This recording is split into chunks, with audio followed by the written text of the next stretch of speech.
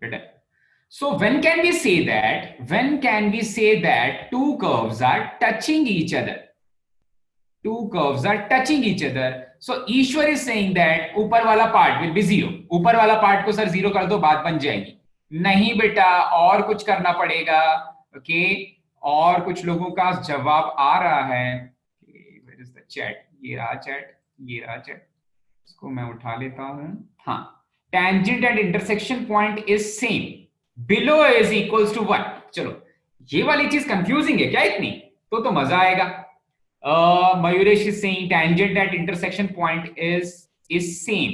कुछ हद तक ये वाली चीज बिल्कुल सही है. और कोई भाई, और कोई कुछ बोलना चाहता है? अगर दो कर्व, देखो मैं एक छोटा सा आपको हिंट दे रहा हूं. Let the two curves be of this form. एक कर्व ऐसे हो गई और दूसरी कर्व कुछ ऐसे हो गई, ऐसे हो गई.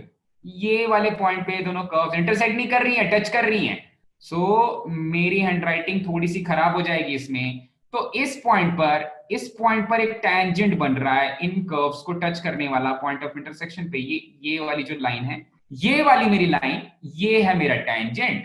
ये है मेरी कर्व C1, ये है मेरी कर्व C2. ठीक है, तो जल्दी से आपको मुझे बताना है कि भाई यहां पर कंडीशन क्या होगी. कंडीशन कोई लिख सकता है क्या? मुझे लगता है बहुत ज्यादा प्रॉब्लम नहीं होगी चैट पे कंडीशन लिखने में भी. Okay, both have same tangent. Tangents नहीं होंगे फिर तो सेम टेंजेंट हो जाएगा. नितिन, स्लोप एट पॉइंट, बिल्कुल सही. सभी थोड़ा थोड़ा समझ गए हो, टेंजेंट्स आर सेम. बहुत सही Ishwar. Okay, so I will say that let the point of intersection be, let this point of intersection be P. ठीक है, मान लेते हैं कि ये वाला पॉइंट ऑफ इंटरसेक्शन मैंने P1 लिख दिया, गड़बड़ कर दी मैंने. Okay, let this point of intersection be P. Okay, point of intersection P है. ठीक है, तो मैं क्या बोलूंगा कि इस पॉइंट P पे dy upon dx for first curve will be equals to dy upon dx for second curve. अच्छा, तो फिर ऊपर वाला पार्ट जीरो किया क्या? Sorry, second curve. ओके, तो फिर मैंने क्या ऊपर वाला पार्ट जीरो कर दिया क्या? देखो तो ऊपर वाले पार्ट वाली चीज आ रही है क्या? इसी चीज को जीरो कर देंगे तो भाई ये वाली चीज मिल जाएगी क्या? तो ये कंडीशन का मतलब क्या हो रहा है कि दोनों टेंजेंट्स एक दूसरे के ऊपर एक आ जा रहे हैं. ठीक है, कोलिनियर हो जा रहे हैं. Okay, so tangents are not different, now the tangents have become same. Okay, मेरा एक छोटा सा क्वेश्चन आपसे ये है कि बेटा इस केस में टेंजेंट्स के बीच का एंगल 0 डिग्री है या 180 डिग्रीज है? इस केस में टेंजेंट्स के बीच का एंगल आप क्या बताओगे, 0 डिग्री है या 180 डिग्रीज है? बोलो भाई, टेंजेंट्स के बीच का एंगल 0 डिग्री होगा या 180 डिग्री होगा? बहुत इंटरेस्टिंग क्वेश्चन है. Okay, so if the curves are touching each other, this will be my condition. Okay, this will be my condition. ठीक है, चल. So my question to all of you is कि whether the angle between the tangents is 0 degree or no one is replying. Whether the angle between tangents is 0 degree or 180 degrees. क्या होगा बेटा? 0 degree. Someone is saying 180 degrees. अरे भैया, tangent क्या मेरा vector जैसे behave करता है? Sir depend upon the direction. Okay, so Saumya, अगर टेंजेंट एक वेक्टर है तभी तो डायरेक्शन के ऊपर डिपेंड कर रहे हैं ना हम. तो क्या आप ऐसा मानते हो कि आपकी जो एक स्ट्रेट लाइन है वो एक वेक्टर है? बोलो भाई. तो काफी कंफ्यूजिंग है सर. एक्यूट एंगल, हाँ, कोशिश करेंगे उसको एक्यूट रखने का और 90 डिग्री से छोटा किसी एंगल के फॉर्म में रिप्रेजेंट करने का. संतृप्ता इज सेइंग नो. ओके, चलो, इस बारे में मैं आपको थोड़ा सा और टाइम देता हूं सोचने के लिए, क्योंकि हम आज और कल इसी पे बेस्ड क्वेश्चंस करने वाले हैं. सो मेरा एकदम सिंपल सा क्वेश्चन है, एंगल बिटवीन टेंजेंट 0 डिग्री है, 90 डिग्री. ठीक है, बट उनके बीच, हाँ किसी का तो जवाब आया सर, उनके बीच तो 0 ही रहेगा ना? अच्छा नहीं बेटा, उनके बीच तो 180 भी हो सकता है ना. आप बोलोगे कि एक टेंजेंट इधर आ रहा है, एक टेंजेंट की डायरेक्शन इधर है, एक टेंजेंट की डायरेक्शन इधर है, तो हो सकता है उनके बीच में 180 डिग्री भी हो जाए. सोचो, 180 डिग्री कभी हो सकता है क्या? 180 डिग्री का भी टेंजेंट के बीच का एंगल हो सकता है? नहीं हो सकता। ये वेक्टर्स की जैसे बिहेव नहीं कर रहे ना। जैसे ये 180 डिग्री होगा आप उसको फिर से कभी नहीं हो सकता। तो ये तो क्वेश्चन ही वैलिड नहीं था। टेंजेंट्स के बीच का एंगल, अरे भाई सिंपली देखो, दो लाइंस के बीच का एंगल, लाइंस के बीच के एंगल की बात हो रही है ना। एक लाइन मैंने ऐसे ले ली और दूसरी लाइन मैंने ऐसे ले ली, तो लाइंस के बीच के एंगल की बात हो रही है ना। ये बड़ा होगा, ये एंगल और बड़ा होगा, ये एंगल और बड़ा होगा, और फिर जब ये लाइंस एक दूसरे पे कॉन्साइड करेंगी, ठीक है, तो फिर ऐसी लाइन बनेगी, तो फिर से 0 डिग्री हो जाएगा। उसको 180 डिग्री नहीं काउंट करेंगे, क्योंकि लाइंस लाइंस वेक्टर्स नहीं होती है बेटा, ठीक है। तो ये तो क्वेश्चन ऐसे ही था, फालतू सा क्वेश्चन बीच में उठा करके पूछ लिया मैंने। Okay, so tangents and normals के मोस्टली कॉन्सेप्ट हमारे खत्म होते हैं। हम कुछ क्वेश्चंस करेंगे, और क्वेश्चंस करेंगे एनसीईआरटी से। ओके, सो एनसीईआरटी में ऐसा नहीं है कि क्वेश्चंस बुरे हैं। We should try doing through of the questions from NCERT. तो जो एनसीईआरटी का इस चैप्टर का सबसे अच्छे क्वेश्चंस हैं, उनमें से एक क्वेश्चन है जो बहुत पुराना, बहुत फेमस क्वेश्चन भी है। तो ये वाला क्वेश्चन हम ले लेते हैं। Okay, so let us take this question. Okay, this is question number 18 of I guess exercise 6.3। I guess this is question number 18 of exercise 6.3 of your NCERT. Okay, ज्यादा ऊपर ले लिया, थोड़ा सा और नीचे, बस बन गई बात। ओके, सो अच्छे से पढ़ लो क्वेश्चन को, ठीक है। बोल रहा है आई हैव अ कर्व, अरे अभी तो इरेजर ही है मेरे हाथ में। ओके, बोल रहा है I have a curve y is equals to 4x cube minus 2x raised to the power 5. Okay, so curve is y is equals to 4x cube minus 2x raised to the power 5. Okay, cool. Find all the points at which the tangent passes through the origin. ठीक है, तो सबसे पहला step क्या होगा? Find all the points at which the tangent passes through the origin. तो पहले ही step में मैं पॉइंट्स निकालने के पास चला जाऊंगा, या उस टेंजेंट की स्लोप को निकालना पड़ेगा सबसे पहले? बहुत ही सिंपल सा कॉन्सेप्ट है भाई। चलो, तो मैं आंसर एक्सपेक्ट कर रहा हूं। इट्स नॉट अ वेक्टर, हाँ ठीक है, वो तो बीत गई बात। स्लोप, सबसे पहले स्लोप की बात करेंगे इस टेंजेंट के, जिसका बात माना जा, हम ऐसा अज्यूम कर रहे हैं। तमन्ना खातून रेज्ड हैंड, किसी को कुछ डाउट है? Okay, Tamanna is raising hand, तो चलो तमन्ना से बात कर लेते हैं। तो है वैसे, ओके, नहीं, ओके, गलती से हैंड रेज कर दिया था क्या बेटा? चलो, वेस्ट नहीं करना है time. So all of you are getting this. First of all we are suppose to find the slope of this tangent, ठीक है। Okay, so let there be a curve, again I am saying that, okay, again in my Cartesian plane there is a curve. I'm not knowing the exact nature of the curve, ठीक है, because ये 5th degree curve है, तो ये curve कुछ ऐसे होगी, मुझे नहीं पता ये curve कैसी है, ठीक है। But the question says that at some point x1 comma y1, okay, at some point x1 comma y1, if I am drawing a tangent to this curve, okay, so let this be my tangent,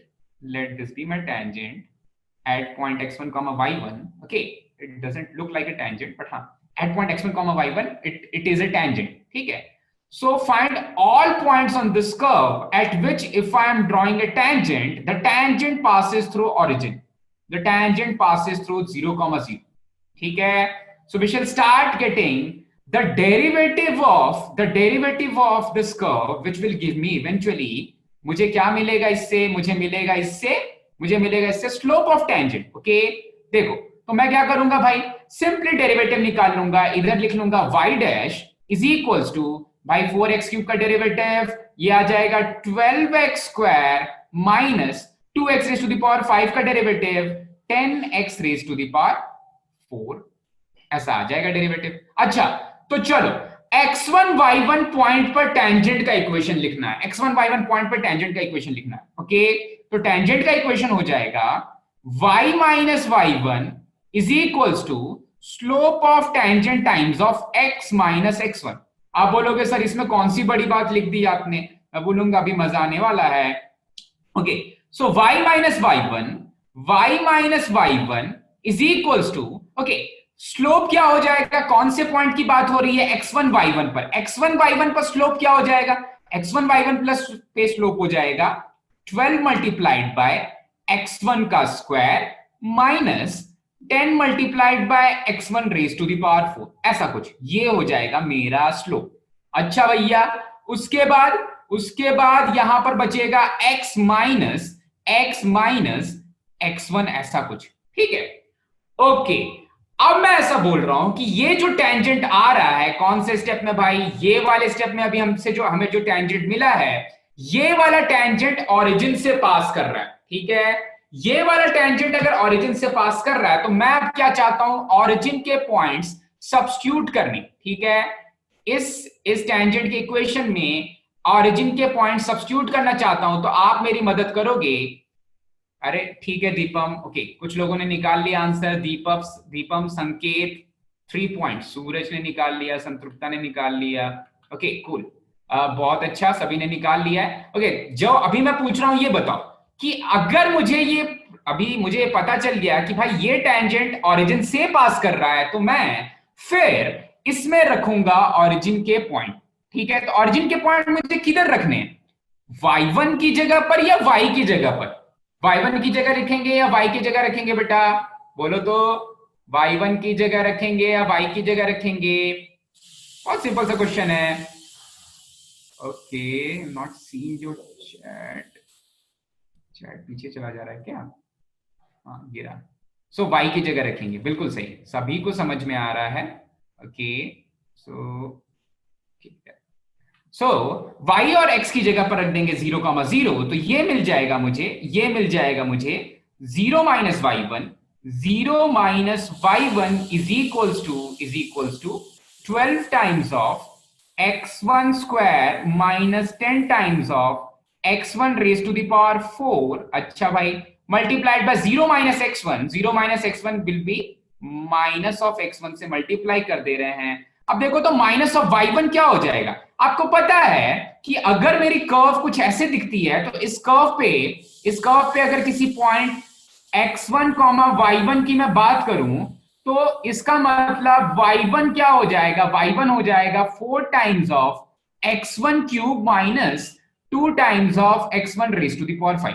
यही वाली चीज उठा के इधर रख देंगे, ये हो जाएगा। इनफैक्ट माइनस से माइनस उड़ा दे पहले, बिल्कुल उड़ा देंगे। आप बोलोगे सर अब रख दे क्या y1 की वैल्यू, मैं बोलूंगा बिल्कुल, यहां रखो 4x1 cube minus 2x1 5 is equals to 12x1 cube minus 10x1 5। आप बोलोगे ये कैसे हुआ, ये देखो x1 इसके साथ मल्टीप्लाई हुआ, ये वाला x1 इसके साथ मल्टीप्लाई हुआ, सिंपल सी चीज है। ओके, अब आप बोलोगे सर सेम को सेम साइड ले लें क्या भाई, हाँ सेम पावर्स को एक साथ ले लो, तो ये इसको इधर ले रहा हूं, पावर 5 को मैं आगे ट्रांसफर कर दे रहा हूं, तो ये बन जाएगा माइनस ओके गड़बड़ हो गई, minus 8x1 raise to the power 5 minus 8x1 raise to the power minus 8x1 raise to the power 4 बनेगा, इधर थोड़ा सा स्लो हो गया जिसमें प्रोसेस। ओके चलो, तो यहां से मिल जाएगा minus 8x1 cube is equal to, ये 2x1 raise to the power 5 को आरएचएस में ट्रांसफर कर दिया, तो ये बन गया minus 8x1 raise to the power 5। मुझे पता है आप लोगों ने मुझसे भी पहले सॉल्व कर लिया है। ओके, सो सिंपली मैं x1 क्यूब अगर कॉमन ले लूं तो क्या बचेगा भाई, यहां पर बचेगा 1 माइनस x1 स्क्वायर। आप बोलोगे सर या तो x1 की वैल्यू 0 हो सकती है या फिर x1 की वैल्यू हो सकती है, देखो तो x1 स्क्वायर अगर 1 है तो x1 की वैल्यू हो सकती है 1, या फिर x1 की वैल्यू हो सकती है सर माइनस ऑफ 1। तो क्या करें, y1 की वैल्यू निकाल लें क्या, मैं बोलूंगा बिल्कुल, y1 की करस्पॉन्डिंग वैल्यूज इसके लिए निकाल लेंगे। ओके, अब आप बोलोगे सर y1 की वैल्यू निकालने के लिए क्या करना पड़ेगा, बोलूंगा कुछ नहीं करना पड़ेगा भाई, ये देखो ऊपर में, ये देखो आपके पास है ना भाई, यहां पर y1 की वैल्यू x1 के ऊपर डिपेंड कर रही है, तो जब x1 0 है तो y1 भी 0 हो जाएगा, x1 0 है तो y1 भी 0 हो जाएगा। जब x1 1 है, जब x1 1 है, जब यहां पर x1 1 है तो 4 माइनस 2 क्या हो जाएगा, 2 हो जाएगा। जब x1 1 है तो 4 माइनस 2 y1 भी y1 हो जाएगा 2।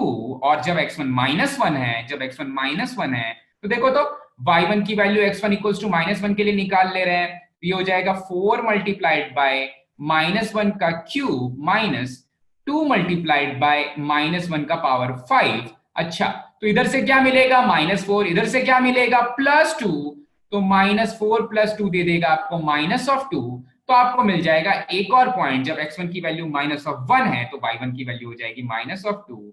तो यही हो जाएंगे आपके पॉइंट्स बेटा, ठीक है। 3 पॉइंट्स मिलेंगे आपको इस 5th डिग्री कर्व में। 3 ऐसे पॉइंट्स होंगे 0,0 और 1,2 और -1,-2। ये 3 पॉइंट्स ऐसे होंगे जहां से अगर मैं टेंजेंट्स ड्रॉ करूं तो ये टेंजेंट्स ओरिजिन से पास कर रहे होंगे। ओके, चल समझ में आ गया तो डन लिख दो भाई, समझ में आ गया तो डन लिख दो। तो समझ में आ गया तो डन लिखेंगे अभी सभी। Is the chat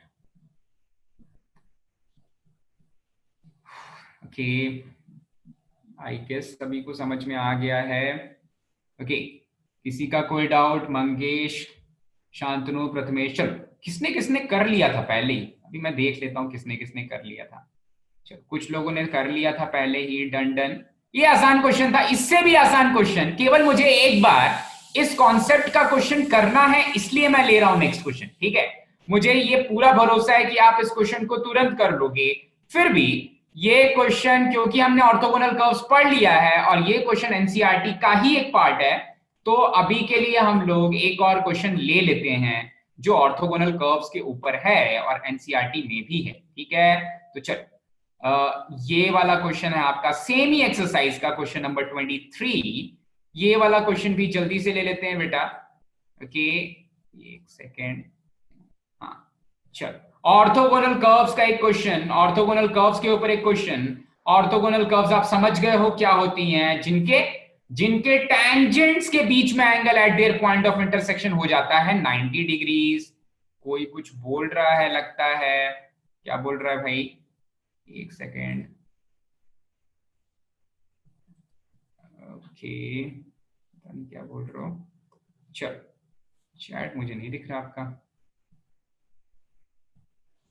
Saying something, done बोल रहे हो, अच्छा तो अच्छी बात है।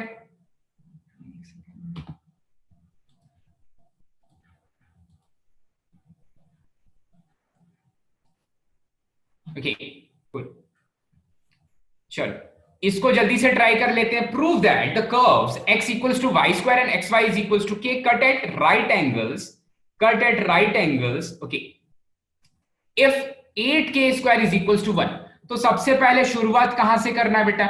सबसे पहले शुरुआत किधर से करेंगे? चल सॉल्यूशन देख लेते हैं इसका। आसान सा क्वेश्चन है, मुझे पता है आप सभी मुश्किल से आपको लगेगा 1 मिनट इसको सॉल्व करने में, तो जल्दी से इसको निपटाते हैं और बढ़ते हैं आगे अपने अगले कॉन्सेप्ट की तरफ। Prove that the curves this and this cut at right angles. Okay, so सबसे पहली चीज क्या करेंगे? मुझे पता चल गया कि ऐसी दो कर्व्स हैं, एक कर्व है x is equals to y square और दूसरी कर्व है मेरी x y is equals to k. अब अगर ये दोनों राइट एंगल्स में इंटरसेक्ट कर रही है तो एटलीस्ट इंटरसेक्ट तो कर रही होंगी ना, तो इन कर्व्स का पॉइंट ऑफ इंटरसेक्शन निकाल लेते हैं, ठीक है। फिर से सुनो, ये चीज बोल रहा है these curves cut at right angles, ठीक है। तो अगर कट एट राइट एंगल्स बोल रहा है तो at least right angles at least cut तो कर रही होंगी एक दूसरे को। तो सबसे पहले जब कट कर रही है तो इनका पॉइंट ऑफ इंटरसेक्शन निकाल लेते हैं। पॉइंट ऑफ इंटरसेक्शन क्या हो जाएगा? आप बोलोगे सर x की वैल्यू वाई स्क्वायर है, इधर से उठा करके इधर रख दो, कुछ नहीं करना है, वाई स्क्वायर इधर रख दिया, पहले से एक y बैठा हुआ था, इसकी वैल्यू k है। इसका मतलब आपको पता चल गया कि सर y क्यूब की वैल्यू तो k के बराबर है, और दोनों तरफ अगर क्यूबिक रूट ले लेंगे तो y की value k raise to the power 1/3 के बराबर है। अब बोलोगे अच्छा सर अब मजा आने वाला है क्योंकि x की वैल्यू भी मिलने वाली है।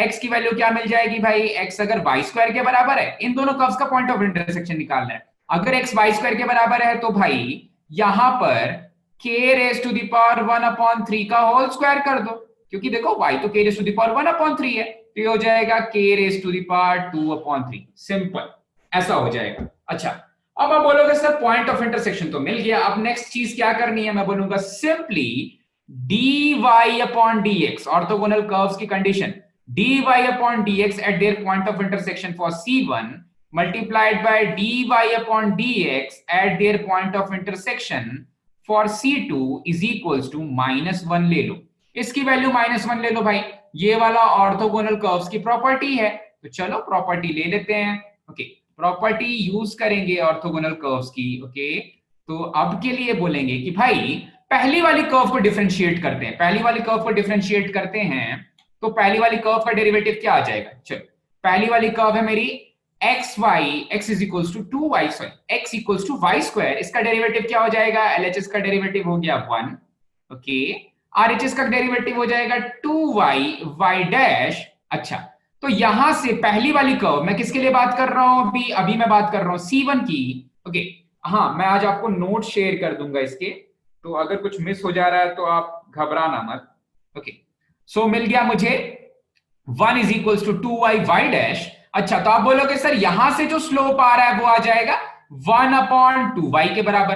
अच्छा भाई, पहले कर्व की बात तो कर ली हमने, अब दूसरे वाले कर्व की भी बात कर लेते हैं। दूसरे वाले कर्व का डेरिवेटिव हो जाएगा फर्स्ट फंक्शन का derivative into second function plus second function का derivative into first function is equal to 0, क्योंकि k तो एक कांस्टेंट है, तो यहां से डेरिवेटिव आ गया -y divided by x। Okay, अब आप बोलोगे मजा आने वाला है सर, क्योंकि यहां से जो y डैश आ रहा है और यहां से जो y डैश आ रहा है, उन दोनों को बस मल्टीप्लाई करना बचा है। क्यों मल्टीप्लाई करना बचा है, देखो तो भाई, यही तो बोलता है कि गीता में लिखा है ऑर्थोगोनल कर्व्स कुछ ऐसी होती हैं। ठीक है सौम्य रंजन, वीडियो में दिख रहा है आप किसी से बात कर रहे हो, किससे बात कर रहे हो? ओके, बंद कर लिया इतना जल्दी। चल, तो इन दोनों को मल्टीप्लाई कर देंगे, इधर में बैठा हुआ है 1/2y मल्टीप्लाई कर देते हैं -y/x से, और इसकी वैल्यू होनी चाहिए -1। ठीक है, ऐसा हो जाएगा। नीरज ने क्या लगाया, education is the most powerful weapon with you can use to change. अच्छा, ओके, चलो, तो दोनों कर्व्स का जो स्लोप है at their point of intersection, उसको उनका प्रोडक्ट मैंने -1 के बराबर कर दिया। आप बोलोगे सर पॉइंट ऑफ इंटरसेक्शन अभी नहीं लिखा है, मैं बोलूंगा अभी लिख दूंगा, नेगेटिव से नेगेटिव उड़ा दो, यहां पर ये y से y उड़ा दो, तो देखो तो यहां पर आ जाएगा आपका x इज इक्वल्स टू, ये वाला x ऊपर चला जाएगा, ये वाला x ऊपर चला जाएगा, तो ये आ जाएगा x is equals to half. Hi Suraj, तुम मुझे देख रहे हो, x is equals to half. Okay, so x is equals to half आ गया, लेकिन x था क्या, x था पॉइंट ऑफ इंटरसेक्शन, x था, हाँ दीपक खा लो, x था पॉइंट ऑफ इंटरसेक्शन, x था k raise to the power 2/3, तो इसकी वैल्यू आ गई हाफ के बराबर। अच्छा, k raise to the power 2/3 is half, तो चलो यहां से आपको 8k² तक पहुंचना है, तो क्या करना पड़ेगा, दोनों तरफ पावर लेना पड़ेगा 3/2 का, तो this will give me k raised to the power 2/3 multiplied by 3/2 is equals to 1/2 raised to the power 3/2। यहां से मिल जाएगा k की वैल्यू क्या मिल जाएगी, 1 देखो तो 2 का क्यूब का स्क्वायर रूट, 2 का क्यूब इज 8 का स्क्वायर रूट इज 2√2, तो यहां पर मिल जाएगा ये वाली चीज 2√2। इसका मतलब k² की वैल्यू क्या आ जाएगी, 1/8 के बराबर, और 8k² की वैल्यू क्या आ जाएगी, 1 के बराबर। समझ में आया क्या बेटा, आसान सी चीज, छोटी सी चीज, समझ में आई क्या समझ में, बोलो भैया, बोलो भाई, समझ में आया? हाँ, प्रियांशी को समझ में आ गया। अच्छा, रेज हैंड या पता नहीं, ओके, कोई ऐसा जिसे नहीं समझ में आया, चैट पे रिप्लाई कर रहे होगे।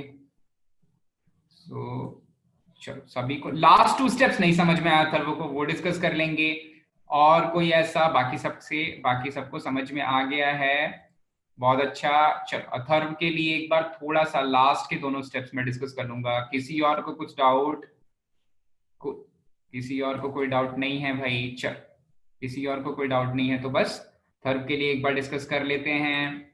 ओके ओके बेटा देखो यहां पर क्या किया, यहां पर x is equals to half आ गया, या आप अगर यहां से पूछ रहे होगे तो मैंने दोनों के स्लोप्स का प्रोडक्ट ले लिया, और स्लोप्स का प्रोडक्ट -1 आना चाहिए क्योंकि ऑर्थोगोनल कर्व्स की डेफिनेशन है। तो यही वाली चीज यूज की, स्लोप्स का प्रोडक्ट -1 आ गया, x की वैल्यू हाफ आ गई, तो k raise to the power 2/3 की वैल्यू हाफ आ गई। क्यों हुआ ऐसा? क्योंकि आपको पता है कि जो पॉइंट ऑफ इंटरसेक्शन है वो तो k raise to the power 2/3 ही है। ये सबसे पहले मैंने पॉइंट ऑफ इंटरसेक्शन ही निकाले हैं, ठीक है। तो सबसे पहले मैं लिख देता हूं यहां पर ये वाली चीज, यहां पर हम लोग क्या कर रहे थे, पॉइंट्स ऑफ इंटरसेक्शन, ये वाली चीज है, ये वाली चीज है पॉइंट्स ऑफ इंटरसेक्शन या point of intersection, point of intersection है, ठीक है। ये है आपका पॉइंट ऑफ इंटरसेक्शन, बस पॉइंट ऑफ इंटरसेक्शन निकाला तो इसलिए x की value k raise to the power 2/3 रख दिया। अब दोनों तरफ पावर ले लिया 3/2 का, क्यों? क्योंकि k की वैल्यू चाहिए थी पहले और उसका स्क्वायर करना था, तो दोनों तरफ 3/2 लिया। तो जब 3/2 लिया तो 2 का क्यूब क्या होता है? 8 होता है। 8 का स्क्वायर रूट क्या होता है? 2√2 होता है, ठीक है। तो यहां पर स्क्वायर रूट ले लिया 2√2, इसका मतलब k स्क्वायर की वैल्यू क्या आ गई? 2 2 4 2 8, इसका मतलब 8k square is equals to 1, ठीक है। मैं आपका चैट नहीं देख पा रहा हूं, आपका चैट नहीं देख पा रहा हूं, पर लग रहा है आप कुछ पूछना चाहते हो। एड प्लस एच, गड़बड़ हो गया।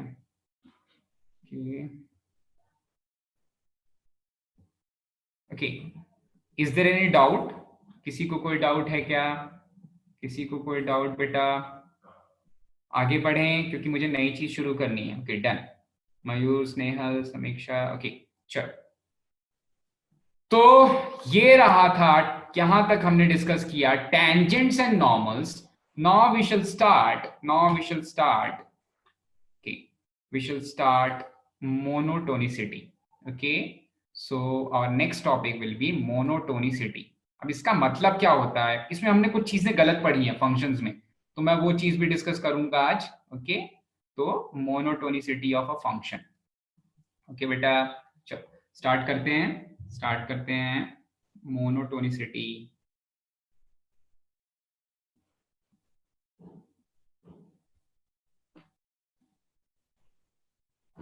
Monotonicity of a function, monotonicity of a function, ठीक है। चलो, तो मोनोटोनिसिटी ऑफ अ फंक्शन में सबसे पहले इसका मतलब क्या होता है? मोनोटोनिसिटी का मतलब क्या होता है भाई? देखो इसको बहुत सिंपल सा मतलब होता है। आपने इंक्रीजिंग डिक्रीजिंग फंक्शन पढ़ा क्या? हाँ, आप बोलोगे आपने इंक्रीजिंग डिक्रीजिंग फंक्शन पढ़ लिया। ध्रुमिल, कोई डाउट है क्या बेटा? कोई डाउट है क्या बेटा ध्रुमिल? चलो मैं आपको एक बार के लिए अनम्यूट कर देता हूं। कोई डाउट है क्या ध्रुमिल? अनम्यूट नहीं हो रहे हो, शायद गलती से हैंड रेज कर दिया था, ठीक है। चलो, सो नहीं, 14 new messages have come. No sir, no doubt, continuously decrease और इंक्रीज, हाँ प्रियांशी करेक्ट है। हाँ, monotonicity will tell us about increasing और decreasing functions. So if I have हाँ, if I have if I have a function, if I have a function, see, if I have a function of this form, if I have a function of this form, okay, this form, where we can say that, if I am going from one point, sorry, if I am going from this point to this point, okay, to this point, to this point, so let this point be straight lines मुझे नहीं बनानी है, okay, let this point be x1, okay, right नहीं, this point be x1 and let this point be, this particular point be x2, ठीक है। So it's quite simple.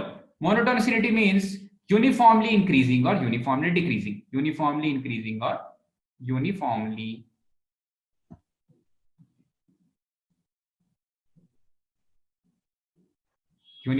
increasing, uniformly increasing or uniformly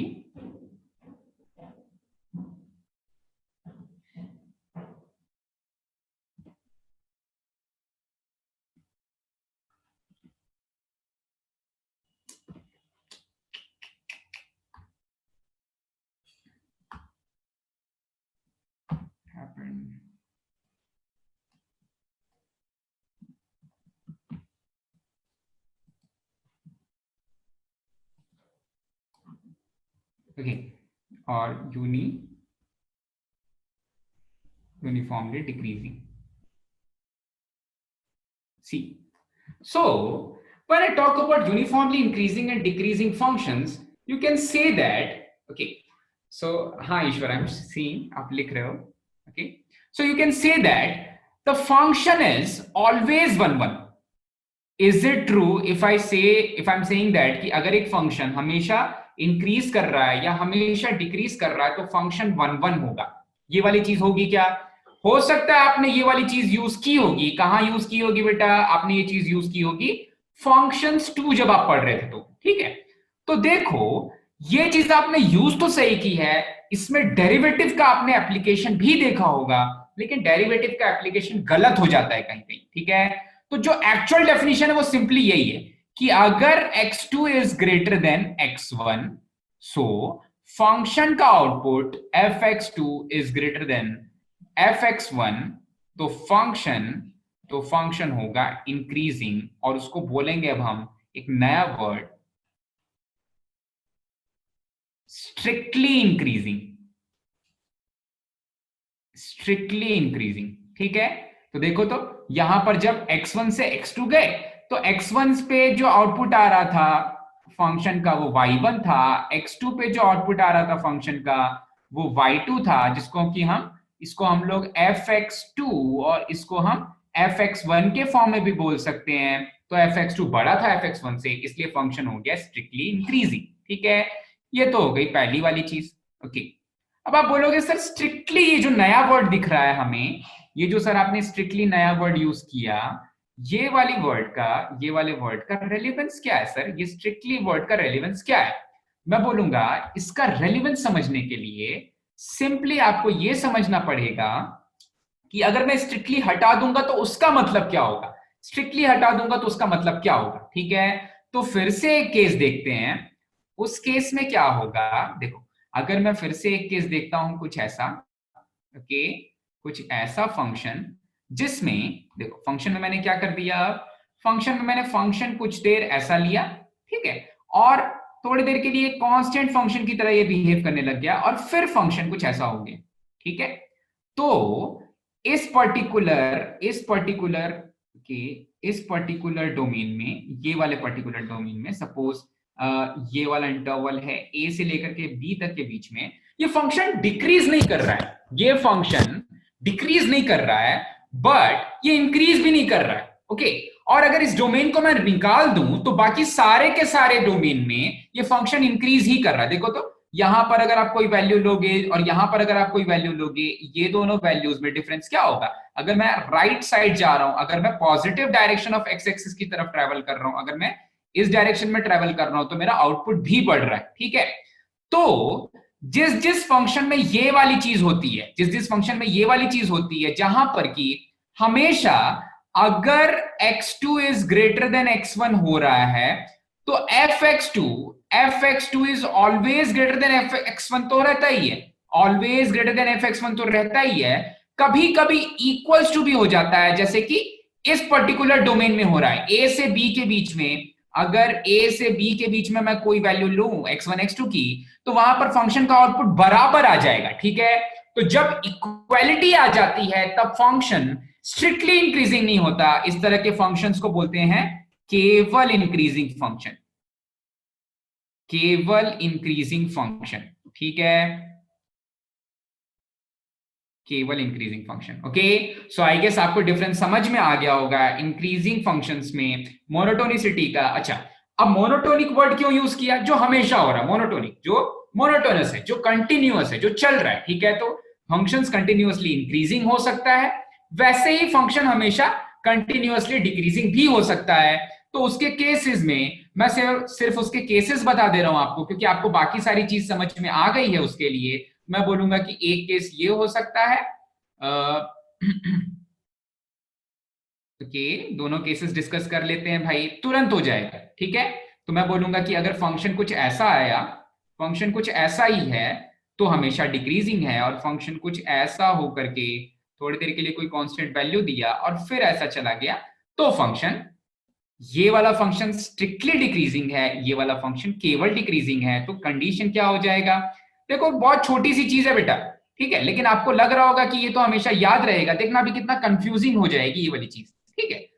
ये मैं बोलूंगा कि इस case में भी जब x2 की value is greater than x1, देखो डिक्रीजिंग फंक्शन में क्या हो रहा है ध्यान से देखना, जब x2 की value is greater than x1, जैसे कि अगर मैंने यहां पर रखा एक x1, यहां पर रख दिया, ये वाला दे रहा है मुझे x1, और मैं positive direction of x axis में जा रहा हूं, तो जो मेरा सेकंड पॉइंट हो जाएगा ये हो जाएगा x2। तो आपको पता है कि इसका आउटपुट और इसका आउटपुट, इसका आउटपुट और इसका आउटपुट, ये आउटपुट दे रहा है मेरा y2, ये आउटपुट दे रहा है y1। तो y2 बड़ा है या y1 बड़ा है? आप बोलोगे सर देखने में दिख रहा है कि भाई यहां पर y1 बड़ा है, तो जब x2 is greater than x1 implies function का output at x2 is less than function का आउटपुट एट x1, तो फंक्शन होता है स्ट्रिक्टली डिक्रीजिंग, ठीक है, फंक्शन होता है स्ट्रिक्टली डिक्रीजिंग, फंक्शन होता है स्ट्रिक्टली डिक्रीजिंग, ठीक है। तो आप बोलोगे सर अब हमें समझ में आ गया कि जब x2 is greater than x1, जब positive direction of x axis की तरफ चलेंगे, और जब इक्वालिटी भी आ जाएगी, जब fx2 कभी कभी मन किया तो fx1 के बराबर हो जाएगा, तब सर आप उसको बोल सकते हैं केवल डिक्रीजिंग फंक्शन, ठीक है, केवल डिक्रीजिंग फंक्शन, ठीक है। अब देखो अगर ये डेफिनेशन थी ही, तो फिर डेरिवेटिव्स में इसको डिस्कस करने की जरूरत क्या पड़ी? हम क्यों इसको फिर से डिस्कस कर रहे हैं? हम तो फंक्शंस में ही वाली चीज डिस्कस करके खत्म कर देते। तो इसमें अब एप्लीकेशन ऑफ डेरिवेटिव्स का पार्ट आता है, ठीक है, एप्लीकेशन ऑफ फर्स्ट डेरिवेटिव यहां पर आता है, ठीक है। यहां पर मैं क्या बोलूंगा कि अब क्या होगा, ओके, यहां पर मैं बोलूंगा कि यहां पर अब आएगा application of first derivative, first derivative. अच्छा, जब मैं फर्स्ट डेरिवेटिव की बात कर रहा हूं, तो आप फिर से देखो ध्यान से, कोई कोई भी कर्व हम डिस्कस करते हैं, लेट अस से कि आई हैव अ कर्व, ये देखो ऐसी कुछ कर्व है मेरे पास, कैसी कर्व है आप बोलोगे? ये देखो मैं मान ले रहा हूं कि मेरे पास ऐसी हमेशा इंक्रीज करने वाली कर्व है, ठीक है। तो अगर इस कर्व पे मैं कोई भी एक पॉइंट ले लूं और उस पर्टिकुलर पॉइंट पर एक टेंजेंट ड्रॉ कर दूं, तो इस टेंजेंट का स्लोप क्या आएगा? इस टेंजेंट का स्लोप आएगा, आप बोलोगे सर इस टेंजेंट का स्लोप आएगा थीटा, ओके, मान लो ये थीटा है, एक्यूट एंगल है थीटा, अगर एक्यूट एंगल है तो tan ऑफ थीटा क्या हो जाएगा? tan ऑफ थीटा हो जाएगा पॉजिटिव। अच्छा, लेकिन स्लोप होता क्या है? स्लोप होता है dy अपॉन dx, ठीक है, dy अपॉन dx हो जाएगा ग्रेटर देन 0। लेकिन आप बोलोगे सर dy अपॉन dx को कुछ और भी बोल सकते हैं, क्या बोल सकते हैं? dy अपॉन dx को बोल सकते हैं ये चीज f dash x, first derivative of my function, ठीक है। सो dy अपॉन dx बन गया आपका f dash x।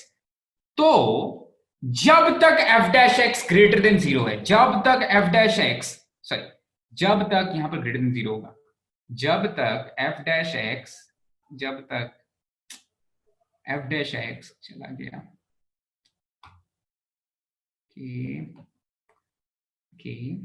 First derivative test, देखो कितनी गड़बड़ हो रही है आज, से अच्छा होता है बोर्ड पे, okay.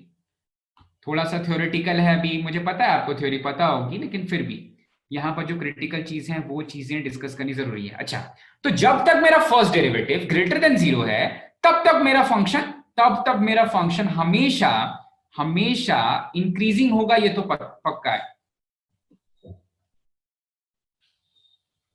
तब तक मेरा फंक्शन हमेशा इंक्रीजिंग होगा। अब देखो यहां पर आ जाती है जो गड़बड़ है, यहां पर जो कंफ्यूजिंग पॉइंट है वो आ जाता है, क्या आ जाता है?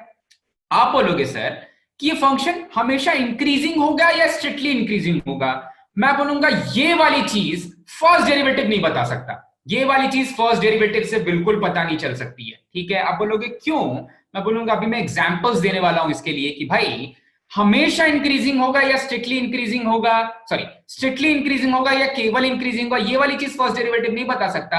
हम ये बोल सकते हैं कि हाँ भाई इंक्रीजिंग है, इंक्रीजिंग है, ठीक है। अच्छा, तो आप बोलोगे सर जो आपने अभी केस बताया, ये वाला केस मैंने जो बताया, तो इसके बीच में, सॉरी इंक्रीजिंग के केस में, सर इसके बीच में तो ऐसा लग रहा है कि फर्स्ट डेरिवेटिव जीरो हो जाएगा, और जब फर्स्ट डेरिवेटिव जीरो हो जा रहा है तो फिर फंक्शन इक्वल, मतलब फंक्शन इंक्रीज नहीं इंक्रीज कर रहा, नहीं डिक्रीज कर रहा है, एक एक फ्लैट कर्व मिल रही है, इसका मतलब सर इक्वालिटी आ जाएगी। तो आप बोलोगे सर इसका सिंपल सा मेथड है सर, आपको अगर आप इस वाली चीज को हमेशा स्ट्रिक्टली इंक्रीजिंग बोल दो, इस वाली चीज को हमेशा स्ट्रिक्टली इंक्रीजिंग बोल दो जब ग्रेटर देन जीरो है, और जब कर्व कुछ ऐसे हो जा रही है, सर, तो यहां पर डेरिवेटिव जीरो हो जा रहा है, तो जब डेरिवेटिव जीरो हो जा रहा है तो आप इसको इंक्रीजिंग बोल दो, ठीक है। मैं बोलूंगा यहीं पर सभी लोग गड़बड़ करते हैं, यहीं पर सभी लोग छोटी सी गड़बड़ करते हैं। अब देखते हैं वो गड़बड़ क्या करते हैं, ठीक है। चलो वो वाली गड़बड़ डिस्कस करते हैं। तो जब first derivative greater than zero हो जाता है, तो इसके लिए मैं अभी केस केवल क्या ले रहा हूं, इसके लिए मैं अभी केवल केस बोल रहा हूं, ये इंक्रीजिंग है, ठीक है, मैं उससे ज्यादा कुछ नहीं बोल रहा हूं। जब बाकी चीजें डिस्कस करेंगे तब मैं अभी बाकी चीजें डिस्कस करेंगे, तब मैं वापस आऊंगा फिर से इसी पॉइंट पे बताऊंगा कि ये इंक्रीजिंग ही होगा या स्ट्रिक्टली इंक्रीजिंग होगा। Okay okay. नेक्स्ट थिंग इसी में एग्जैक्टली एकदम सेम, इसी का डुप्लीकेट कॉपी क्या होगा, डिक्रीजिंग फंक्शन के लिए बनेगा डुप्लीकेट कॉपी। ओके, तो मैं बोलूंगा कि फिर से अगर मेरे पास कोई फंक्शन है और फंक्शन कुछ ऐसा है, तो इस फंक्शन पे आप अगर किसी भी पॉइंट पर अगर आप कोई टेंजेंट लेते हो, तो इस टेंजेंट का जो स्लोप आ जाएगा थीटा, वो ग्रेटर देन 90 डिग्री हो जाएगा, ठीक है, ग्रेटर देन 90 डिग्री हो जाएगा। इसका मतलब tan थीटा सेकंड क्वाड्रेंट में पहुंच गया तो लेस देन जीरो हो जाएगा। इसका मतलब dy अपॉन dx जो होता है स्लोप, वो लेस देन जीरो हो जाएगा। इसका मतलब फंक्शन का डेरिवेटिव भी लेस देन जीरो हो जाएगा। तो फंक्शन क्या बोल सकते हैं इस केस में, फंक्शन बोल सकते हैं डिक्रीजिंग, ठीक है। इस केस में फंक्शन हो जाएगा डिक्रीजिंग, इस केस में हो जाएगा इंक्रीजिंग। फिर से मेरी बात सुन लो, मैं स्ट्रिक्टली वाला वर्ड अभी यूज नहीं कर रहा हूं क्योंकि अभी पूरी तरह से कंफर्म नहीं है कि भाई अगर इक्वल्स टू जीरो हो जाता है तो केवल डिक्रीजिंग हो जाता है या स्ट्रिक्टली डिक्रीजिंग हो जाता है, ये वाली चीज, ठीक है।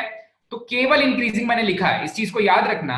अच्छा, चलो अब एक छोटा सा मेरा आपसे क्वेश्चन है कि भाई फाइंड द इंटरवल, ये सभी के लिए क्वेश्चन है, ठीक है। क्वेश्चन है कि find the interval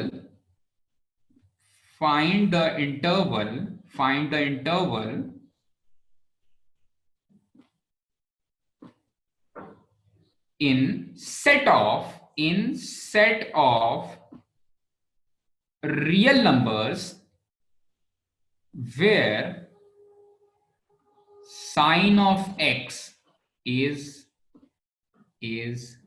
increasing, where sin of x is increasing। चलो सभी लोग ट्राई करो तो इस क्वेश्चन को, find the interval in set of real numbers where sine of X is increasing. Okay, so 27% battery is with my laptop. So जितनी देर class continue होती है उतने देर में हम कुछ चीजें डिस्कस कर लेंगे। I do not think that it will last 6:30। Okay, so in case you have a doubt, आपको डाउट्स धर्मा सर क्लियर कर देंगे। ओके, जल्दी से ये वाले क्वेश्चन को, मैंने अभी ये नहीं बोला है कि भाई 2 पाई से लेकर के 4 पाई के बीच में या 3 पाई से लेकर के 7 पाई के बीच में, इसके बीच में साइन एक्स कहां इंक्रीजिंग है, मैंने पूरा डोमेन में बोला है। तो जब पूरे डोमेन की बात हो रही है तो फिर आपको जनरलाइज करना पड़ेगा रिजल्ट।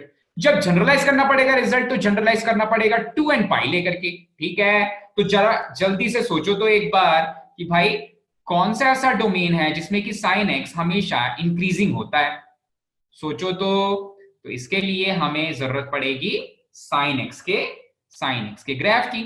चलो तो मैं अभी के लिए साइन एक्स का ग्राफ एक ले लेता हूं, साइन ऑफ एक्स का ग्राफ ले लेता हूं, ठीक है, छोटा सा पार्ट ले लेता हूं इसका। Okay, so let us take a very small part of this, graph. Let me take this much of portion. इतना ग्राफ ले लेते हैं, ठीक है। चलो इसी ग्राफ पे डिस्कस करेंगे। ये क्वेश्चन है, बहुत आसान सा क्वेश्चन है, बहुत ही आसान सा क्वेश्चन है, बट स्टिल स्टिल थोड़ा सा सोचना है। तो सोचो, तो आपको जनरलाइज रिजल्ट कैसे लिखोगे? साइन एक्स हमेशा इंक्रीजिंग फंक्शन है, उसका जनरलाइज रिजल्ट के बारे में सोचना है, ठीक है। तो क्या लिखें? अब यहाँ पर प्रिंसिपल वैल्यू का कोई काम नहीं है बेटा, प्रिंसिपल वैल्यू बेकार है, प्रिंसिपल वैल्यू का कोई काम नहीं है। ओके, सो देखो मैं बोलूंगा, अब ध्यान से देखना बोर्ड की तरफ। अगर आपने ट्राई कर लिया एक, ओके इलेक्ट्रिसिटी आ गई है, तो आई गेस मैं क्लास पूरी ले सकता हूँ। हाँ, सो लेट मी चेक कि आप क्या आंसर दे रहे हो। ओके ठीक, दे दिया काफी लोगों ने आंसर। -π/2 से +π/2, 2n+1 π/2 से 2n+3 π/2, दीपम ने बोला है 2n-1 π/2 से लेके 2n+1 π/2। काफी ढेर सारे आंसर्स भी हो सकते हैं उसके, ठीक है। तो ऐसा भी नहीं कि एक आंसर करेक्ट होगा। ओके, मुझे लगता है दीपम ने ट्रिक पकड़ लिया, ऋषिकेश ने भी ट्रिक पकड़ लिया है। हाँ, आप सभी को समझ में आ रहा है, प्रथमेश को भी ट्रिक समझ में आ गई। चलो, यही मुझे चीज चाहिए थी कि आप ट्रिक पकड़ पा रहे हो कि नहीं इसकी, ठीक है। तो देखो ट्रिक क्या है इसमें, आप ऐसा एक इंटरवल ले लो जहां से लेके जहां तक साइन एक्स हमेशा इंक्रीज कर रहा है। तो सपोज अगर मैं ये वाले पॉइंट से लेकर के ये वाले पॉइंट की वैल्यू ले लेता हूं, ठीक है। तो क्या इस इतने से डोमेन में, यहां से लेकर के यहां तक ये वाले डोमेन में, अब ये पॉइंट्स कौन कौन से हैं आप मुझे बताओगे? ये वाले पॉइंट है, इनमें से एक पॉइंट है, ये वाला पॉइंट है -π/2, -π/2, और ये वाला पॉइंट है, ये वाला पॉइंट है π/2, ठीक है। तो आप सिंपली क्या बोलोगे? सर साइन एक्स इंक्रीजिंग है, कहां से लेकर के कहां तक? साइन एक्स इंक्रीजिंग है, साइन एक्स इंक्रीजिंग है, कहां से कहां तक? इज इंक्रीजिंग इन -π/2 से लेकर के π/2 तक, ठीक है। आपको ये बोलोगे। अच्छा, लेकिन मैंने बोला कि बेटा इसको तो जनरलाइज करना पड़ेगा, इसको तो आपको जनरलाइज करना पड़ेगा। तो आप बोलोगे रुको सर, अब क्या करना है जनरलाइज करने के लिए? सिंपली मैं क्या करूंगा कि 2π इसमें ऐड कर दो। कैसे ऐड कर दो? तो आप बोलोगे सर देखो, ये वाले पॉइंट में हम लोग बैठे हुए हैं, ये वाले पॉइंट में हम बैठे हुए हैं, यहां से अगर 2π ऐड कर देंगे तो हम ये वाले पॉइंट पे पहुंच जाएंगे। तो देखो तो सर, यहां से लेके यहां तक भी साइन एक्स इंक्रीज कर रहा है, जैसे कि साइन एक्स -π/2 से लेकर के +π/2 के बीच में इंक्रीज कर रहा था। तो क्या करना पड़ेगा इसके लिए? क्या करना पड़ेगा इसके लिए? ऐड करना पड़ेगा। क्या ऐड करना पड़ेगा? 2π ऐड करना पड़ेगा। लेकिन क्या केवल 2π ऐड करने से काम चल जाएगा? नहीं चलेगा। आप बोलोगे सर ढेर सारे 2π ऐड करने पड़ेंगे, आगे पीछे जाना पड़ेगा। तो n टाइम्स ऑफ 2π ऐड कर दें, या फिर सिंपली 2nπ ऐड कर दें, किस चीज में? -π/2 में, और 2nπ ऐड कर दें π/2 में, जहां पर n कहां से कहां तक बिलोंग करता है? n belongs to set of integers, n belongs to set of integers, ठीक है। तो साइन एक्स इस वाले डोमेन ऑफ वैल्यूज के लिए हमेशा इंक्रीज करेगा। आई चीज समझ में? ये छोटा सा क्वेश्चन समझ में आ गया तो डन लिख दो, छोटा सा क्वेश्चन समझ में आ गया तो डन लिख दो बेटा। फिर अभी बढ़ते हैं आगे अच्छे क्वेश्चन की तरफ, और एक बहुत इंटरेस्टिंग सा पॉइंट है। ओके चलो, किसको किसको समझ में नहीं आया? काफी लोगों का आंसर आ गया था, ठीक है। चलो समझ में आ गया तो डन लिख दो। अब नेक्स्ट चीज देखो कहां पर गड़बड़ होने वाली है। ये जो फर्स्ट डेरिवेटिव टेस्ट है ना, इसमें क्यों मोस्टली लोग गड़बड़ कर देते हैं, ठीक है। इनफैक्ट मैंने भी की है कभी गड़बड़। ओके सो इसलिए मुझे ज्यादा इंटरेस्टिंग लगता है ये। ओके चलो, प्रश्नो मंगेश, चलो सभी को समझ में आ गया, किसी को डाउट तो है नहीं। तो अब हम लोग समझते हैं कि गड़बड़ कहां पर हो रही है, ठीक है। अच्छा, तो अब आ जाओ, एक नया मैं आपको फंक्शन देता हूं, जो आप सोचने वाले थे बिल्कुल उसी के अकॉर्डिंग वो फंक्शन रहेगा, ठीक है। मैं आपको फंक्शन देता हूं, हाँ मैं आपको फंक्शन देता हूं, इज माय कर्सर। आप एक फंक्शन लिख लो, y is equals to x cube, y is equals to x cube, ठीक है। अच्छा, y is equals to x cube अगर मैं फंक्शन लेता हूं तो इस फंक्शन का फर्स्ट डेरिवेटिव क्या हो जाएगा? इस फंक्शन का फर्स्ट डेरिवेटिव हो जाएगा y डैश, और y डैश की वैल्यू क्या हो जाएगी? y डैश की वैल्यू हो जाएगी एक्स स्क्वायर, ठीक है। तो y डैश की वैल्यू हो जाएगी एक्स स्क्वायर। अच्छा, तो ये तो x की सारी रियल वैल्यूज के लिए ग्रेटर देन जीरो होगा, ये x की सारी रियल वैल्यूज के लिए ग्रेटर देन जीरो होगा नहीं। कोई एक ऐसा पॉइंट है जिस पॉइंट पे गड़बड़ हो रही है। कौन सा वो पॉइंट है? वो कौन सा पॉइंट है जहां पर फंक्शन के लिए कुछ गड़बड़ हो जा रहा है, कुछ गड़बड़ हो जा रहा है? वो पॉइंट है x equals to zero. x equals to zero में ये फंक्शन कुछ गड़बड़ कर रहा है, x इक्वल्स टू जीरो में फंक्शन कुछ गड़बड़ कर रहा है। इसका फर्स्ट डेरिवेटिव भी जीरो है, इसका सेकंड डेरिवेटिव भी जीरो हो जा रहा है, ठीक है। तो हमें तो केवल मतलब है फर्स्ट डेरिवेटिव से। अच्छा, अब अगर मैं ऐसा बोल रहा हूं कि y is equals to x cube, y is equals to x cube का जो फर्स्ट डेरिवेटिव है वो x इक्वल्स टू जीरो पर, जो फर्स्ट डेरिवेटिव है वो x इक्वल्स टू जीरो पे, दैट इज y डैश, इसकी वैल्यू जीरो हो जा रही है। मैं ऐसा बोल रहा हूं, ठीक है। इसका मतलब स्लोप जीरो हो जा रहा है, ठीक है। तो देखो, क्या ये फंक्शन अगर इसका फर्स्ट डेरिवेटिव जीरो हो जा रहा है तब भी हमेशा इंक्रीज नहीं कर रहा है? क्या ये फंक्शन अगर इसका फर्स्ट डेरिवेटिव जीरो हो जा रहा है तब भी इंक्रीज नहीं कर रहा? अभी देख लेते हैं। आप बोलोगे चलो सर ग्राफ बना करके मजे से देखते हैं, तो मैं बोलूंगा ले लो graph. y is equals to x raise to the power 3 का ग्राफ बना लेते हैं। x raise to the power 3 का ग्राफ बना लेते हैं, ठीक है। आप बोलोगे सर ये जो इसके पास चले जाएंगे ना, पक्का पक्का ये किसी एक पॉइंट पे इंक्रीज नहीं कर रहा है, ठीक है। किसी एक पॉइंट पे इंक्रीज नहीं कर रहा है, यही वाली चीज इंपॉर्टेंट है। किसी एक पॉइंट पे इंक्रीज नहीं कर रहा है। और अगर किसी एक पॉइंट पे आप बैठे हुए हो तो ना ही आप राइट जा रहे हो ना ही आप लेफ्ट जा रहे हो, तो इंक्रीज करने का क्वेश्चन ही कहां से आ गया, ठीक है। इंक्रीज करने का क्वेश्चन कहीं आया ही नहीं।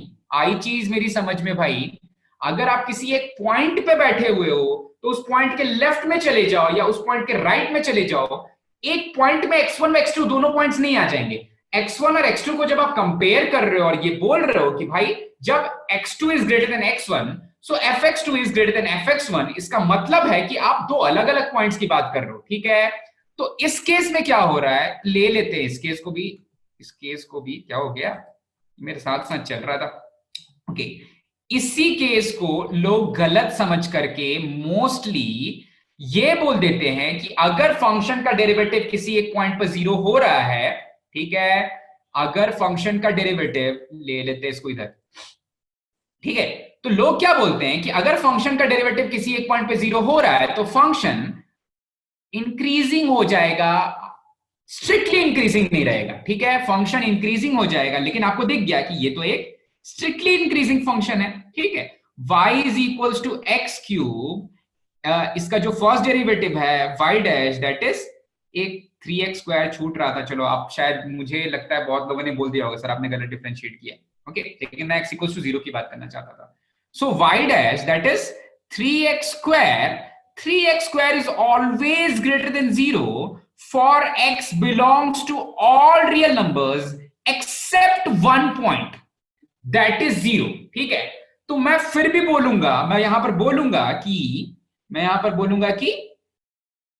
y is equals to x cube is strictly increasing,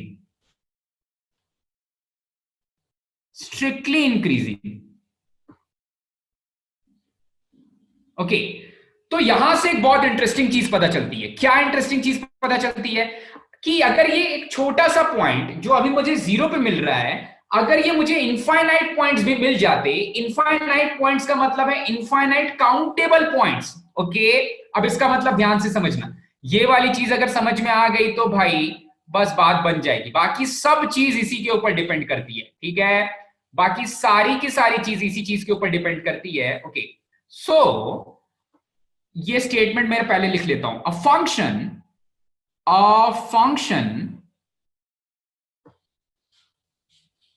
function, ठीक है, y is equals to f x is strictly increasing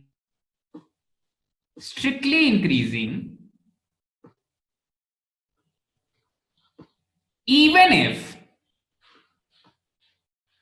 even if f dash x is greater than or equals to 0, provided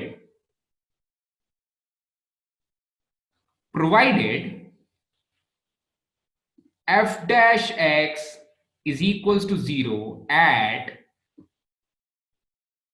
countable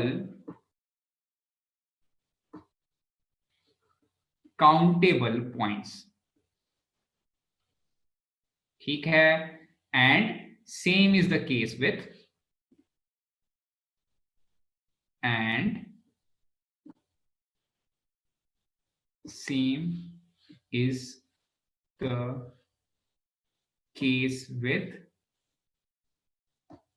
strictly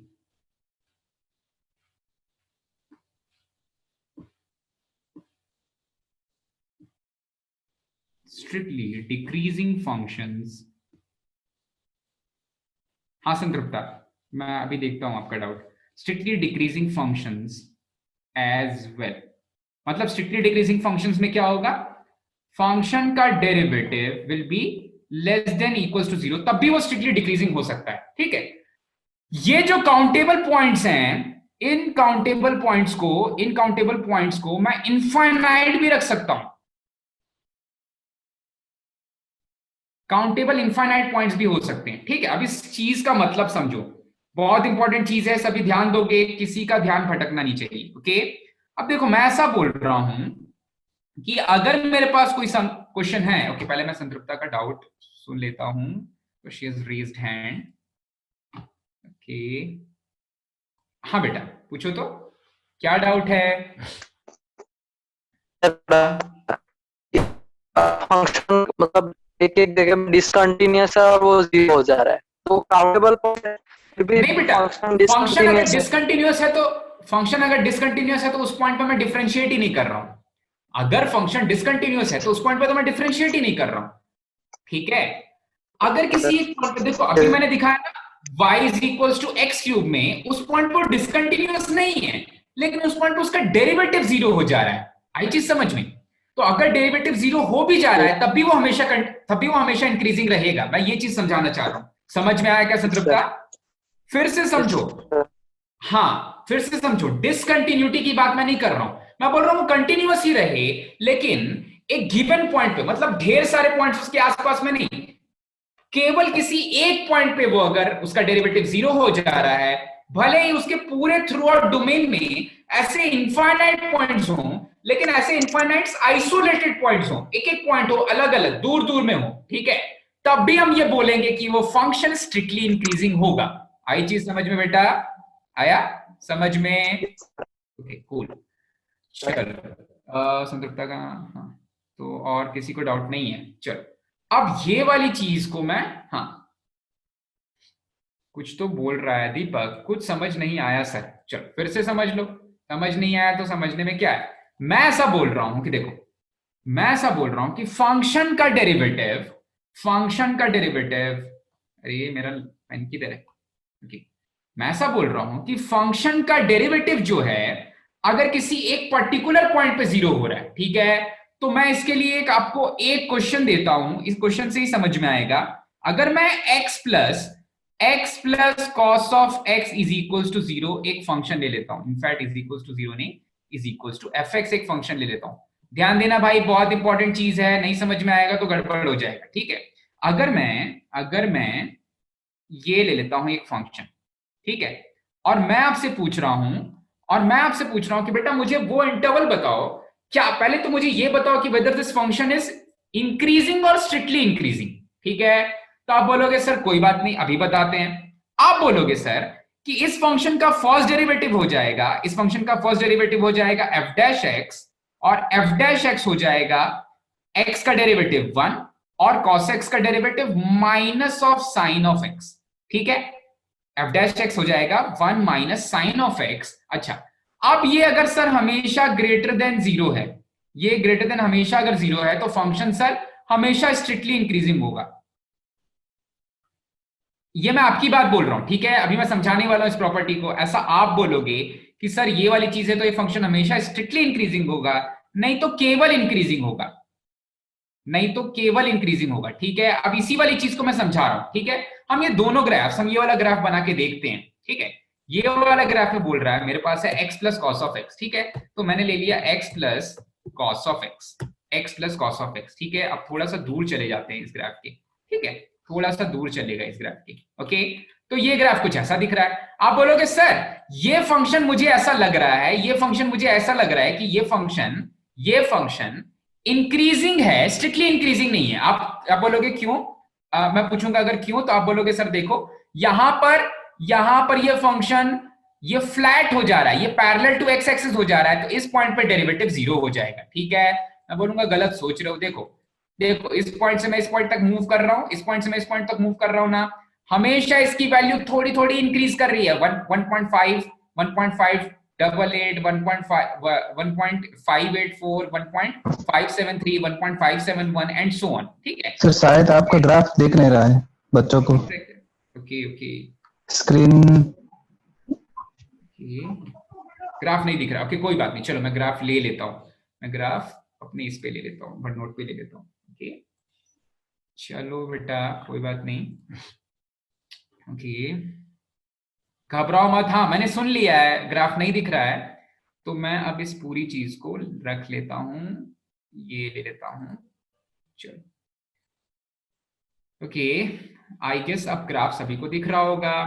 ठीक है, सभी को graph दिख रहा होगा। तो आप बोलोगे सर ये फंक्शन तो हमें ऐसा लग रहा है कि इंक्रीजिंग तो है, आप भी बोलोगे ये इंक्रीजिंग है, लेकिन स्ट्रिक्टली इंक्रीजिंग नहीं होगा। स्ट्रिक्टली इंक्रीजिंग क्यों नहीं होगा? आप बोलोगे सर ये देखिए यहां पर क्या हो रहा है, यहां पर ऐसा लग रहा है सर कि ये यहां पर इस वाले इंटरवल में हमें ऐसा लग रहा है सर कि पक्का ये फंक्शन फ्लैट कर्व दे रहा है, मतलब यहां पर पैरेलल टू एक्स एक्सिस हो जा रहा है, मतलब इस वाले पॉइंट पर f डैश x, इस वाले पॉइंट पर फंक्शन का डेरिवेटिव 0 हो जा रहा है।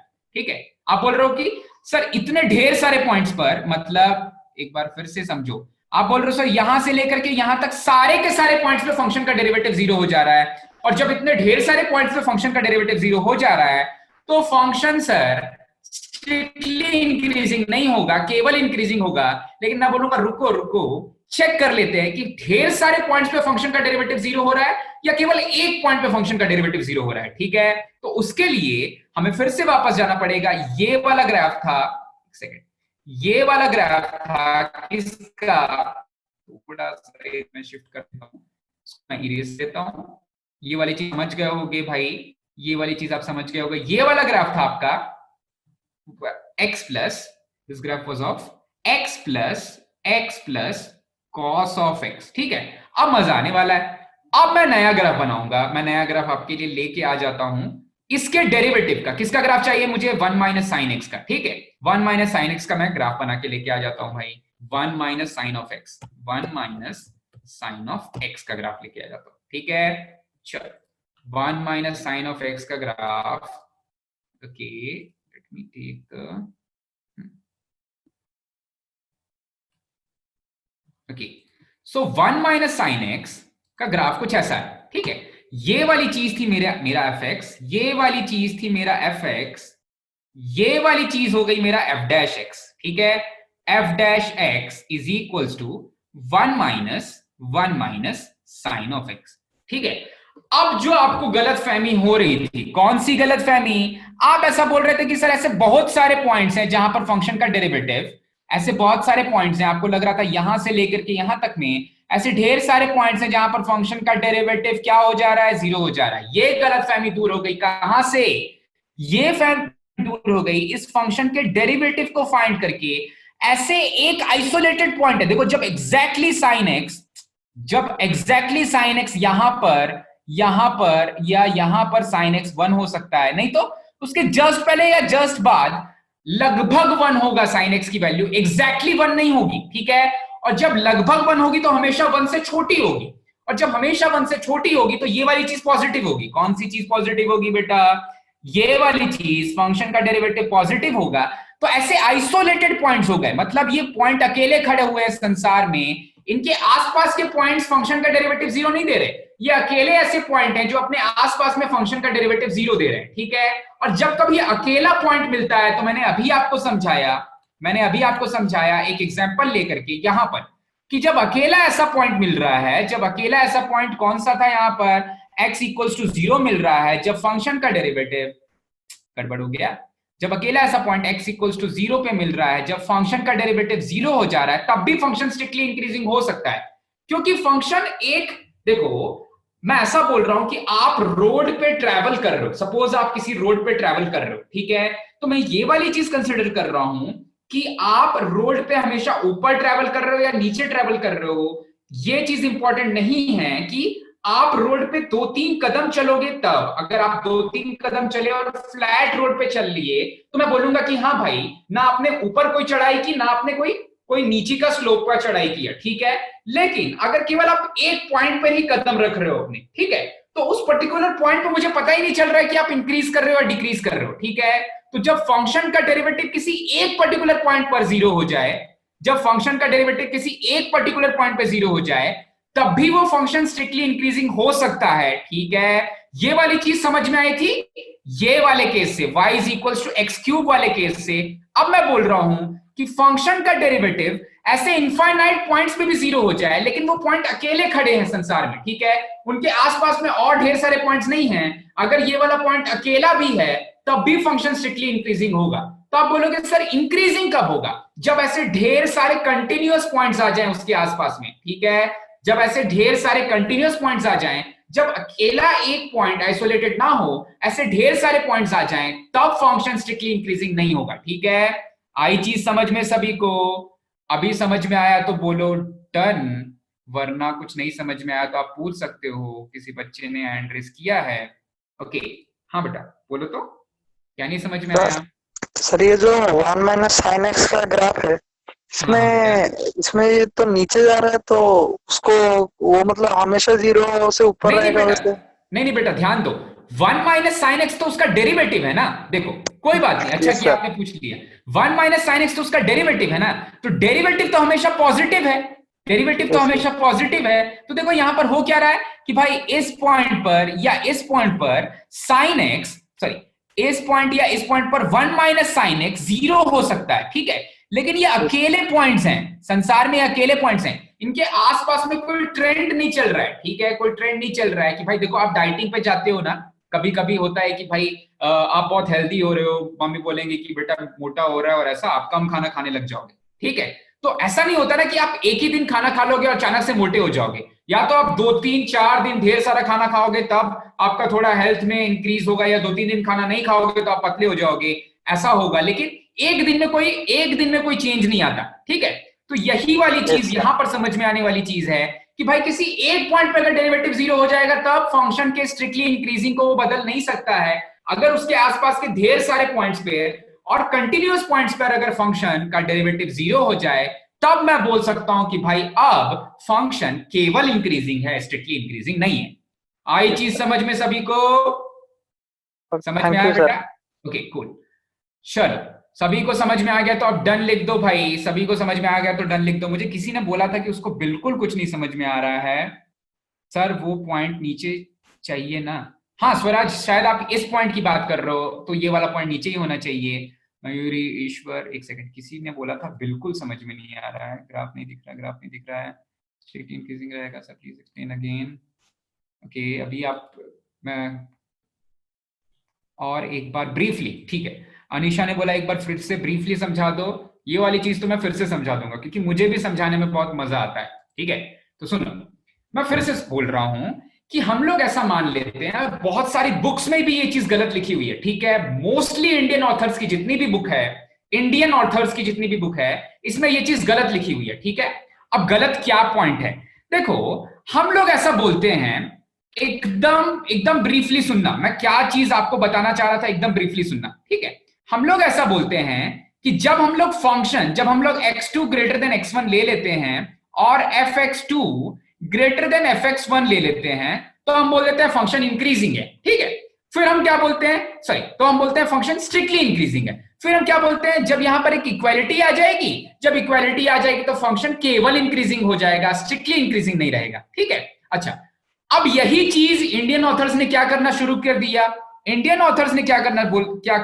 दिया, कि कि जब फंक्शन का डेरिवेटिव ग्रेटर देन 0 है तो वो बोलते थे फंक्शन इंक्रीजिंग है, और जब फंक्शन स्ट्रिक्टली इंक्रीजिंग है, और जब फंक्शन का derivative greater than equals to 0 हो जाता था तो वो बोलते थे कि फंक्शन केवल इंक्रीजिंग है। ठीक है, इसका चीटिंग करके, ये वाली चीज का चीटिंग करके बोल देते थे कि फंक्शन कुछ ऑथर्स, बहुत सारे ऑथर्स ने सही भी लिखा होगा, तो वो बोल देते थे कि ये वाला फंक्शन केवल इंक्रीजिंग है, क्योंकि यहां पर भी इक्वालिटी आ जा रही है। लेकिन डेरिवेटिव ये टेस्ट नहीं होता कि फंक्शन इंक्रीजिंग होगा या स्ट्रिक्टली इंक्रीजिंग होगा। ठीक है, फर्स्ट डेरिवेटिव से पक्का नहीं बता सकते हो। फर्स्ट डेरिवेटिव में ऐसा कभी कभी होता है कि कुछ पॉइंट्स पे फंक्शन का डेरिवेटिव 0 हो जाने के बाद भी फंक्शन स्ट्रिक्टली इंक्रीजिंग हो जाता है। ठीक है, तो देखो यहां पर गड़बड़ की थी उन्होंने। कहां पर गड़बड़ की भाई? यहां पर गड़बड़ की उन्होंने। ठीक है, कि जब इक्वालिटी ले लोगे तो वो बोलते थे कि ये केवल इंक्रीजिंग है, लेकिन अभी हमने क्या पढ़ा, ये वाली चीज भी स्ट्रिक्टली इंक्रीजिंग हो सकती है अगर वो पॉइंट्स अकेले हों, आइसोलेटेड पॉइंट हो, केवल एक पॉइंट हो, उसके आसपास में कोई दूसरा पॉइंट ना हो। काफी दूर जा करके अगर कोई दूसरा पॉइंट मिल रहा है तो कोई फर्क नहीं पड़ता, लेकिन अकेले। तो इस चीज को अगर ऐसे समझना है तो अभी मैंने यही समझाया कि अगर आप डाइटिंग पे जाते हो तो आप एक हफ्ते तक कुछ नहीं खाओ या एक महीने तक कुछ नहीं खाओ और अचानक से एक दिन ढेर सारा खा भी लोगे तो उससे ज्यादा फर्क नहीं पड़ेगा, क्योंकि वो चीज कंटिन्यूअस नहीं हो रही है। इसका उल्टा भी, कि अगर आप बहुत ज्यादा खाते हो और एक दिन पूरा आपने फास्टिंग कर ली तो उससे कोई फर्क नहीं पड़ता आपके हेल्थ को। ठीक है, मतलब आपके ओरिजिनल वेट को वगैरह वगैरह, ये वाली चीज। ठीक है, तो इसको इस तरह से समझ सकते हो आप। ओके, चलो, आप सभी को समझ में आ गया होगा आई गेस। एक बार मैं फिर से चैट पे वापस चला जाता हूं। खुशी को समझ में आ गया, मुझसे किसने बोला था? अनीशा, आपको समझ में आ गया क्या? अनीशा, समझ में आ गया? चल, बहुत अच्छा। आप जितने लोग छोड़ के चले गए हैं उनको तो मैं नहीं समझा सकता, क्योंकि ये वाली चीज समझानी जरूरी थी। ओके, सो अभी के लिए एक छोटा सा क्वेश्चन, जितना टाइम है हमारे पास उसमें हम एक क्वेश्चन तो कर सकते हैं। तो मेरे पास आपके लिए क्वेश्चन है कि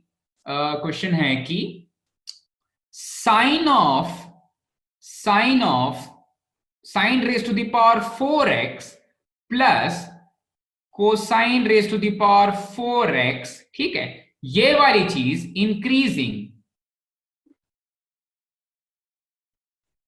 इंक्रीजिंग कौन से इंटरवल में होगा?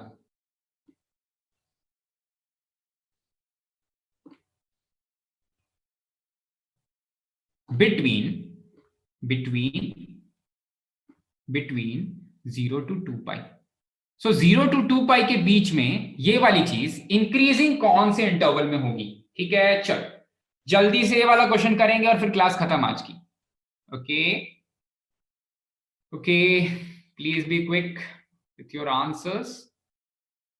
कौन से इंटरवल में ये इंक्रीजिंग फंक्शन होगा?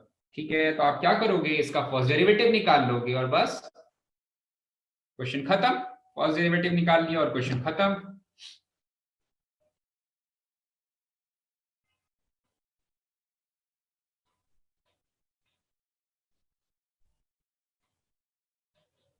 चलो, मुझे लगता है इतने देर में कुछ लोगों का आंसर भी आ गया होगा, अभी निकाल लिया होगा कुछ लोगों ने आंसर। ठीक है, और देखो मैंने बोल दिया लास्ट क्वेश्चन है तो सभी लोग निकल गए। ये चीज सही नहीं है बेटा, क्लास कर रहे हो तो पूरी करके जाओ। ओके सर, ये चीज हम ग्राफ से नहीं डिसाइड कर सकते हैं ना? नहीं जी, ग्राफ से नहीं डिसाइड कर सकते बेटा। क्या होगा, sine raise to the power 4 का ग्राफ किसी ने नहीं देखा है, ठीक है, और जब उसमें देखा भी होगा तो प्लस जब उसमें cos cosine raise to the power 4 कर देंगे तो भाई बहुत बहुत दुनिया दूर चली जाएगी। ठीक है, sine x plus cos x में कर सकते हो, sine square x plus cos square x में भी आराम से कर सकते हो क्योंकि 1 हो जाता है, साइन क्यूब में भी कर सकते हो, लेकिन हायर पावर्स के लिए उतना रिकमेंडेड नहीं है ये चीज। ठीक है, ध्रुमिल ने बोला 0 to π/4, π/3 to π। ओके, और आंसर्स देखते हैं। चल, और कोई आंसर 0 to π? ईश्वर बोल रहा है 0 to π पूरा। चलो ईश्वर, सही है, 0 to π में भी चेक कर लेंगे। तो आप क्या करोगे सबसे पहले भाई, आप बोलोगे सर फंक्शन है simply sine raise to the power 4 plus cosine raise to the power 4 का। तो सर फंक्शन का डेरिवेटिव हो जाएगा, फंक्शन का डेरिवेटिव हो जाएगा sin raise to the power 4x का डेरिवेटिव क्या हो जाता है, इसका डेरिवेटिव हो जाएगा 4 times of sin cube x और sin x का डेरिवेटिव कोसाइन x। अच्छा भाई ठीक है, cosine raise to the power 4 का डेरिवेटिव क्या हो जाएगा, आप बोलोगे सर इसका डेरिवेटिव हो जाएगा 4 times of cosine cube x और कोसाइन x का डेरिवेटिव माइनस sin x। अब जब बात हो रही है सर इंक्रीजिंग फंक्शन की तो इक्वालिटी ले लेते हैं, लेकिन ये चीज हमेशा नहीं होगी, ये कंटिन्यूअस फंक्शन है इसलिए हो जा रहा है, ठीक है। तो यहां पर इक्वालिटी ले लेते हैं और बोल देते हैं this is greater then 0।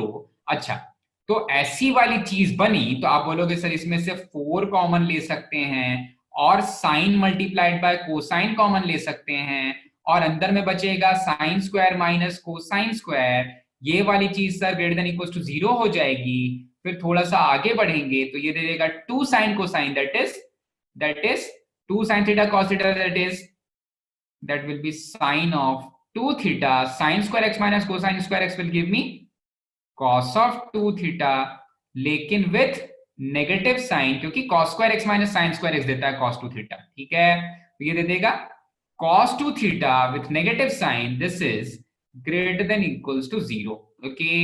So this will become minus of sine of 4x if this is greater than equals to 0। अब आप सोचो यहां से कि अगर sin 4x greater than equals to 0 इसका मतलब नेगेटिव ऑफ sin 4x अगर greater than equals to 0 इसका मतलब sin 4x less than equals to 0 है, sin 4x less than equals to 0 है, ठीक है। चलो sin 4x अगर less than equals to 0 है, sin 4x, अरे red one, okay, sin 4x अगर less than equals to 0 है तो साइन थीटा नेगेटिव कब होता है 0 से लेकर के 2 पाई के बीच में, साइन थीटा नेगेटिव होता है पाई से लेकर के 2 पाई के बीच में। तो ये जो 4x है वो पक्का पक्का कहां लाई कर रहा है बेटा, ये लाई कर रहा है पाई से लेकर के 2 पाई के बीच में। तो x किधर लाई कर रहा है, x लाई कर रहा है पाई बाय 4 से लेकर के पाई बाय 2 के बीच में, ठीक है। हो जाएगा ये आंसर। चलो किसी को कुछ पूछना है तो पूछ सकता है, वरना आप जा सकते हो, ओके। नेगेटिव कैसे आया, अरे बेटा cos square x minus sine square x होता है ना cos 2x, आया समझ में क्या खुशी, cos square x minus sine square x होता है सर, वो x इक्वल्स टू y वाली लाइन स्ट्रिक्टली इंक्रीजिंग फंक्शन है या नहीं, इक्वल्स टू y, हाँ बेटा वो हमेशा स्ट्रिक्टली इंक्रीजिंग फंक्शन है, वो स्ट्रिक्टली इंक्रीजिंग फंक्शन है।